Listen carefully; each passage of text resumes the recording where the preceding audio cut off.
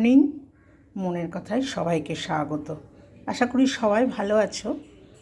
আমি একটা সহজ উপায় অবলম্বন করি, মানে হেলদি থাকা অথচ খুব মোটা না হওয়া।